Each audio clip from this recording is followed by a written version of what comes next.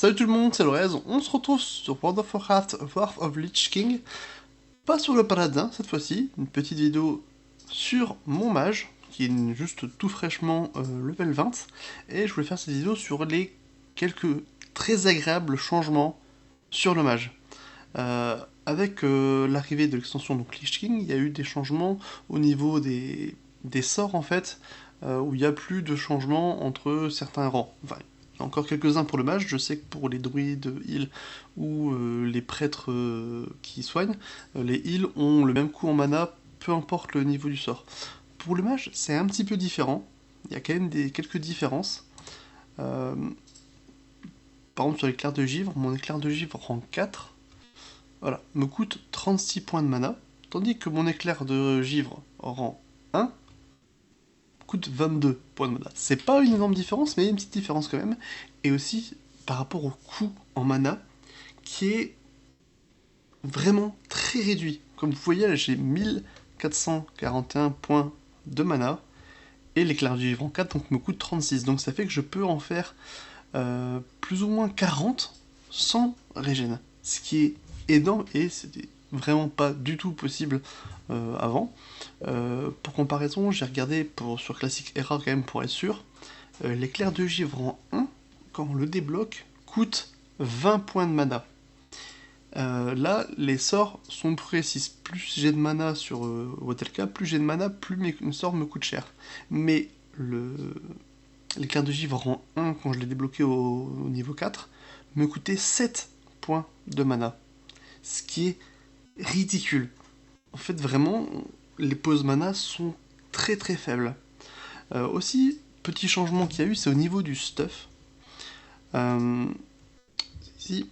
Donc, les stuffs, auparavant, t'avais plusieurs trucs. T'avais, par exemple, les items sur les boss. Donc, comme celle-ci, robe d'Arugal, où tu as un très très bon stuff, et j'augmente ma puissance des sorts de 12. Ça n'a pas changé par rapport à DPC, c'est la même chose. Mais la différence, c'est par rapport aux objets de type guérison. Bon, là j'en ai plus, j'en avais un avant, mais j'en ai plus. C'est tous les autres trucs, c'est du glacial ou autre. On avait augmente les soins de autant, donc sur les items guérison, et augmente la puissance des sorts de autant. C'est fini. Maintenant, c'est les items de guérison, ça augmente la puissance des sorts de autant, et c'est amélioré. Justement, avant c'était très peu de puissance de sort, mais là c'est amélioré, c'est mieux. Donc c'est toujours bien à avoir ça. Et aussi, maintenant on a ces items là. Un tome mystique qui est génial. Niveau 15, avoir une puissance des sorts augmentée de 8, c'est énorme. C'est trop bien. Donc ça c'est grâce à la calligraphie je suppose. Donc c'est vraiment sympa, c'est cool. Euh, et donc ça me permet d'avoir une puissance des sorts en plus pour le givre de 57. Sachant qu'il faut, quand vous êtes enchanteur, n'hésitez pas à faire ça. C'est un petit peu comme un enchantement que vous pouvez mettre sur votre arme. Moi, ça augmente ma puissance des sorts de 8. Ce qui est vraiment pas dégueu du tout. Donc voilà. Et les items héritage. Si vous avez comme moi une envie de reroll assez régulièrement, les items héritage sont efficaces, mais ne vous empêchez pas de reroll si vous n'avez pas de quoi vous acheter les items héritage. Et si vous voulez savoir un petit peu ce que vous donnerez les items héritage, si vous avez la donne Atlas Loot, donc vous l'ouvrez, vous allez dans la catégorie, ici, l'extension Lich King, vous cliquez dessus, vous allez dans collection, et ensuite vous allez chercher dans collection Heirloom. Donc Heirloom, ça, en anglais ça veut dire héritier, donc Heirloom, héritage à mon avis. Donc hop, vous cliquez dessus et voilà. Les items héritage qu'on prend pour mon mage, ça serait les épaulettes ici. Donc il y en a un, c'est PVE et là PVP. On voit le score de résilience. Et là, l'armure c'est que PVE, il n'y a pas d'armure PVP. Donc vous voyez, pompe là, si je compare avec ma robe d'Arugal, ma robe d'Arugal est meilleure en quasiment tout point. Là, j'ai plus de puissance des sorts. Bon, j'ai pas l'expérience. Ça, c'est vrai que c'est l'avantage des objets héritage, c'est que si vous avez cet item cet item et celui-ci, vous avez une expérience améliorée de 25%. C'est comme si quasiment le bonus, la moitié du bonus qu'il y avait avant le patch Lich King. Donc, ça reste quand même très correct, 25% sur les quêtes en plus aussi. C'est monstre et quêtes, donc c'est vraiment pas mal. Mais voilà, si jamais vous l'avez pas, vous pouvez en faire un, ça ira très bien et vous avez des stuffs qui restent très bien. Faut juste se dire qu'il faudra faire quelques donjons. Pour les mages, Ombre Croc est juste génial. Donc voilà. Hop, on va tester vite fait ce que ça donne. Vous voyez, c'est comme un poison pour un voleur ou comme un enchantement. Voilà, ça augmente mon taux de dégâts. On ne voit pas ici, mais quand on lit ici, c'est voilà, c'est augmente la puissance des sorts de 8 pendant 1 heure. Donc c'est pas dégueu. Et c'est assez facile d'augmenter quand même des dégâts vraiment très corrects, vous voyez. 131, 133.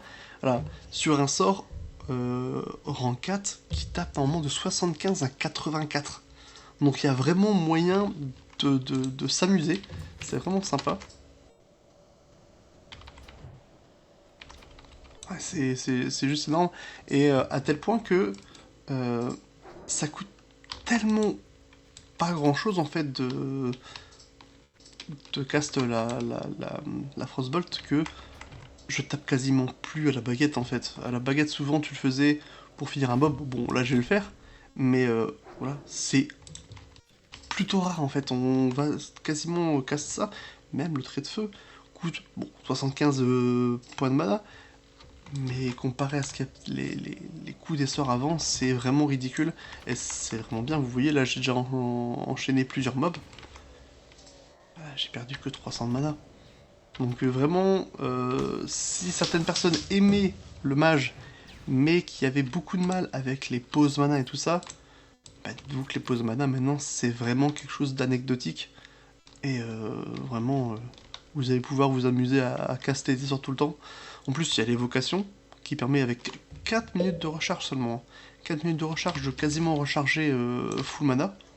Donc vraiment, vous pouvez vous amuser avec le mage. Et vous voyez aussi les dégâts sont conséquents. 3 boules de éclair de givre pour... Oh, le son va très fort. Donc quelques boules de éclair de givre pour tous les ennemis, c'est plaisant. C'est pour ça là je prends beaucoup de plaisir à jouer le mage. Bon, pas comme vous l'entendez, bande de dégueulasses. Hein. Plaisir en jeu de jouer cette classe. Donc je n'abandonne pas du tout le paladin ni le voleur. Hein. Le voleur reviendra plus tard. Pour l'instant, je suis vraiment sur le mage. Je sais pas encore si je vais refaire d'autres vidéos sur le mage. Je vais voir en fait selon si j'arrive à rattraper le paladin avec le mage. Il y aura peut-être la question de se dire est-ce que je vais plutôt faire les vidéos sur le mage plutôt que le paladin. Parce que bah, comme vous voyez, moi je m'amuse beaucoup à jouer cette classe, donc c'est pas encore sûr. Limite, dites-moi dans les commentaires si vous préféreriez que je continue sur le paladin et que peut-être faire quelques vidéos sur le mage de temps en temps, ou si j'arrive à atteindre le niveau du paladin, si je switch sur le mage en attendant. N'hésitez pas à me dire ce que vous en pensez dans les commentaires. Donc voilà, hop. Je vais finir la quête aussi avec vous, tant qu'à faire. Je l'ai commencé, autant la finir. Vous voyez, pas encore une seule pause mana, et j'ai encore pas mal de mana. Vraiment, c'est vraiment super agréable en fait.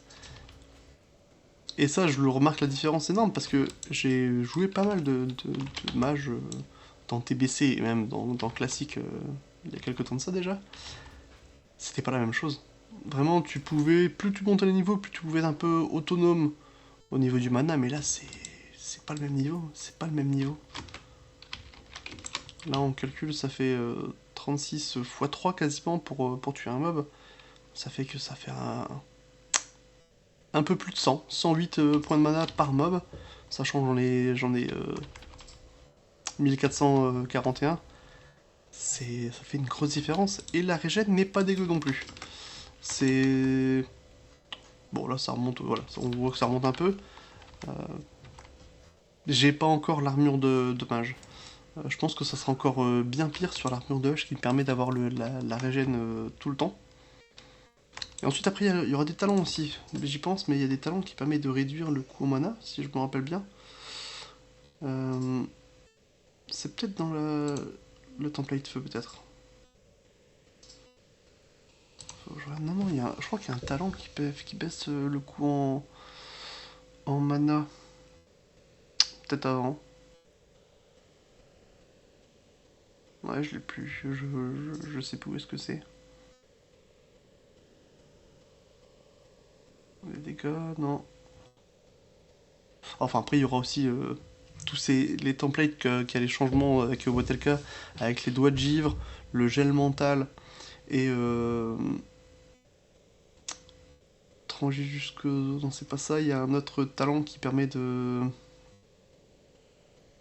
Enfin, en tout cas, voilà, ça permet avec un doigt de givre de faire des javelots de glace qui font des dégâts comme si que c'était du CC.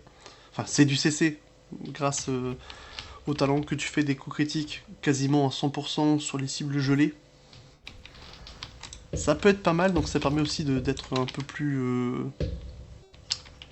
euh, explosif dans les dégâts quand tu claques un javelot de givre. Mais bon, c'est pas pour tout de suite.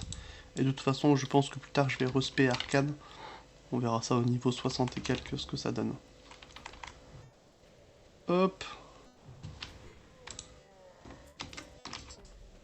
Bon, franchement, là... c'est... Je le dis, hein, je le répète, c'est vraiment agréable, en fait, le living avec le mage, maintenant. Là, je vais pouvoir... Enfin, je régène un petit peu. Une fois. C'est la première fois depuis l'entrée dans la grotte. Je sais pas si on peut voir combien de mobs j'ai tué. Alors ici... 18 mobs. 18 mobs sans aucune régène de mana. Voilà. 18, c'est beaucoup quand même. C'est pas avec l'ancien mage que j'aurais pu faire ça. Hop, on va bientôt arriver au but de la quête dans cette zone. Hop. Bon, un peu nombreux.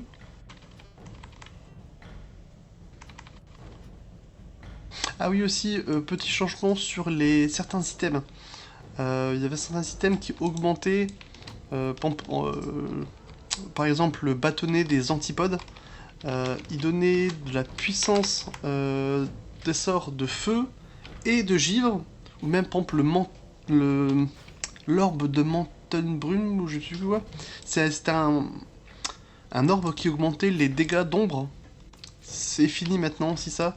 En fait, il n'y a plus que les items Kourou glacial ou Kouro, comme ça va. Kourou glacial ou Kourou ardent, Kourou magique, naturel et ténébreux. Kourou ténébreux qui augmente les dégâts d'un certain type de sort. Mais sinon, comme par exemple le bâtonnet des antipodes, maintenant ça donne de la puissance des sorts bruts, tout simplement.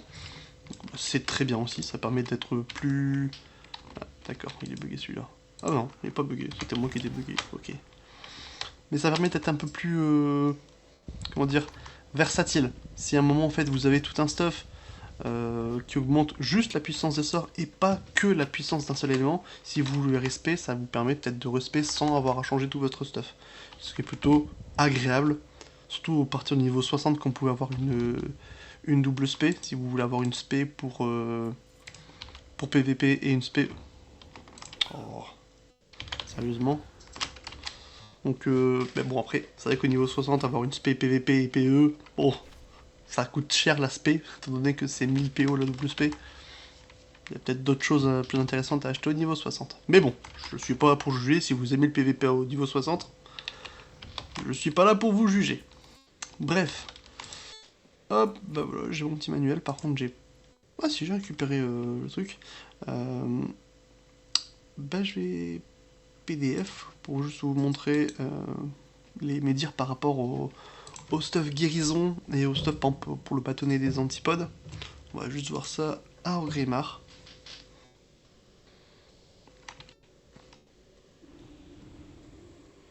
On y va, donc hôtel des ventes.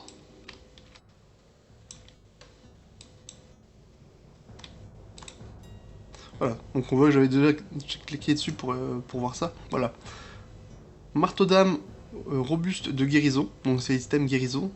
Voilà, ça augmente la puissance des sorts.